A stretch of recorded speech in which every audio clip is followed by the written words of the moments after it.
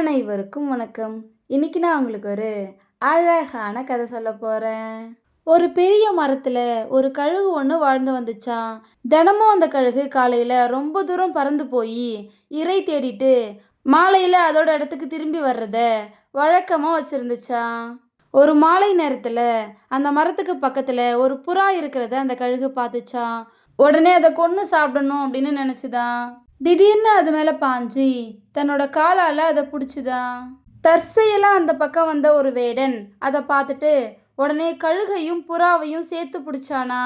பயந்து போன கழுகு வேடன் கிட்ட, ஐயா, என் உணவுக்காக இந்த புறாவை நான் பிடிச்சேன். நான் உங்களுக்கு எந்த கெடுதலும் செய்யலைல்ல, அதனால தயவு செஞ்சு புறாவையும் என்னையும் விட்டுடுங்க அப்படின்னு சொல்லிச்சான்.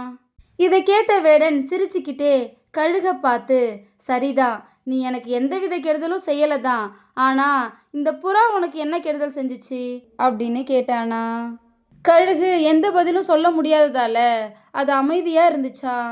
வேடன் புறாவையும் கழுகையும் கொண்டு தன்னோட வீட்டுக்கு எடுத்துட்டு போனானா. இதோட இந்த கதை முடிஞ்சிருச்சு. நம்ம யாருக்காவது கெடுதல் செய்யணும்னு நினச்சா நமக்கும் கெடுதல் தான் நடக்கும். அதுதான் இந்த கதை நமக்கு சொல்லுது. இந்த கதை உங்கள் எல்லாருக்கும் பிடிச்சிருக்கும் நம்புகிறேன். இன்னொரு அழகான கதையில் நாளைக்கு சந்திப்போம். நன்றி.